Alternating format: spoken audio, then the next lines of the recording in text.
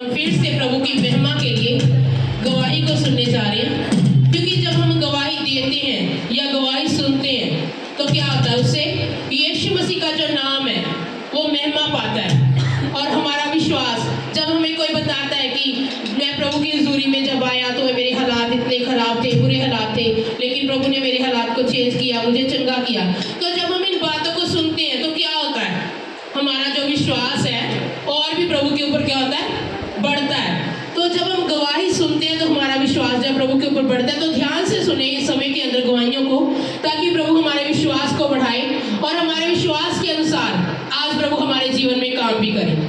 क्योंकि जैसा विश्वास लेकर हम प्रभु के पास आते हैं वैसा प्रभु करता है।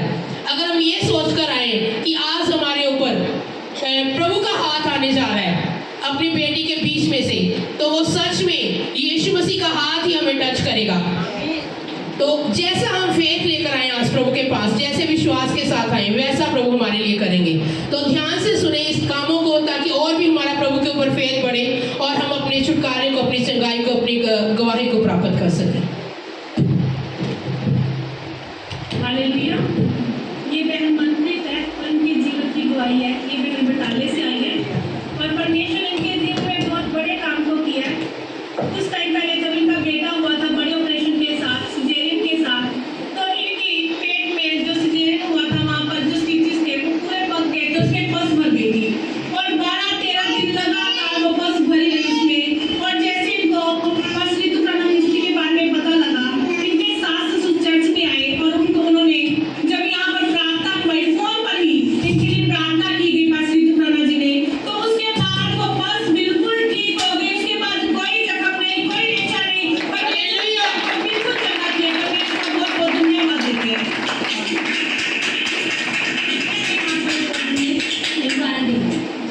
और आपने कैसे प्रार्थना कराई?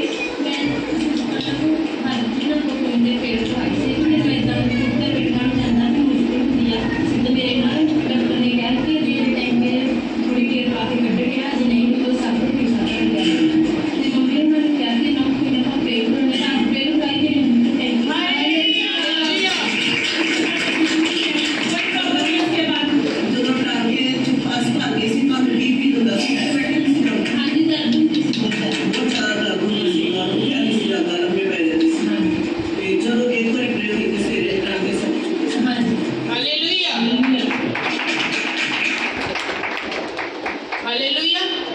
हमने सुना कि ये बहन बटाला से है, जो मंजीत बहन है, और इस बहन को बेबी हुआ था ऑपरेशन के साथ। तो वो जो टांके लगे थे उसके अंदर जो है वो बहुत ज़्यादा पस जो है उन टांकों के अंदर पड़ चुकी थी।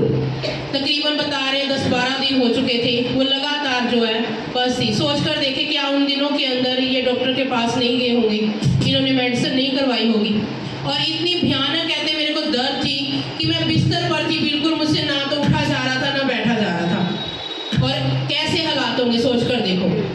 और जब ये भी सोचे, जब टांकों में एक बार पस पड़ जाती है तो उसका इलाज जो है वो आसानी से नहीं होता, बहुत लंबा टाइम वो जो है ट्रीटमेंट उसका चलता है। और उसके बाद भी फिर से एक बार ठीक हो जाता है, दोबारा से फिर से उस स्थान के ऊपर पस पड़ने के चांसेस भी होते हैं। लेकिन ये बहन ने क्या किया, फेथ किया प्रभु यीशु मसीह के ऊपर और अपने परिवार को चर्च में भेजा।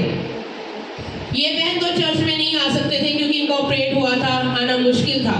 तो इन्होंने क्या किया, विश्वास के साथ अपने परिवार को भेजा, अपने सास और ससुर को चर्च में भेजा। सोच कर देखे तो उनके विश्वास को देखा प्रभु यीशु मसीह ने। तो क्या किया, जैसे ही चर्च में आए वो उन्होंने बताया कि ऐसे ऐसे सिचुएशन है और फोन के ऊपर ही प्रार्थना की गई। तो कहते जैसे ही प्रार्थना हुई, नेक्स्ट डे सिर्फ शाम को मान लो प्रेयर हुई है, तो अगली सुबह को क्या हो गया, टांके बिल्कुल सूख चुके हैं, दर्द बिल्कुल गायब हो चुकी है और नेक्स्ट डे क्या हुआ, टांके भी खुल गए। कितना बड़ा मिरेकल है, सोच कर देखो। जो लगातार तकरीबन 12 दिन से बता रहे हैं जो बस डली हुई थी, टांकों में थी पस, तो जैसे ही प्रेयर होती है वैसे ही सूख गए। और डॉक्टर के पास जब नेक्स्ट डे जाते हैं, डॉक्टर चेक करता है, तो डॉक्टर भी क्या हो गए होंगे, हैरान हो गए होंगे कि ये कैसे हो गया, एकदम से कैसे वो पस अपने आप से गायब हो गई। और बता रहे नेक्स्ट डे टांके भी खुल गई।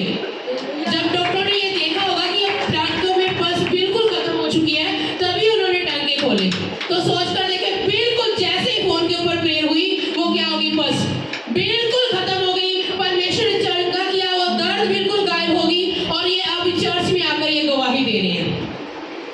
क्या कर रहे हैं? चर्च में आकर ये अपनी गवाही को दे रहे हैं। तो जो काम परमेश्वर ने हमारे जीवनों में किया, जब उन कामों को बांटते हैं तो वो काम हमारे जीवनों में क्या होते हैं, बने रहते हैं। और उसी चर्च में आकर इन्होंने गवाही दी जहां पर इन्होंने शिफा पाई थी, और वहीं पर ये बने हुए हैं, जुड़े हुए हैं। ये लगातार प्रभु की हज़ूरी में क्या है, ये जुड़े हुए हैं।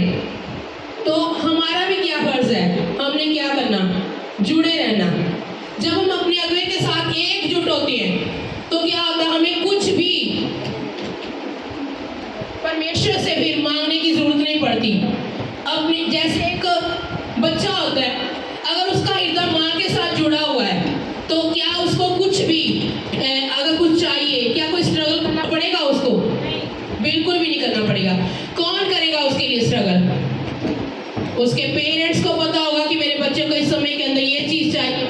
उसी प्रकार जब हम अपने आत्मिक माता पिता के साथ जुड़े रहते हैं तो वो क्या करते हैं, उन चीजों के लिए हमारे लिए प्रेयर करते हैं, और प्रभु यीशु मसीह हमारे उन कामों को करते हैं। तो हमें गवाहियां क्यों होती हैं?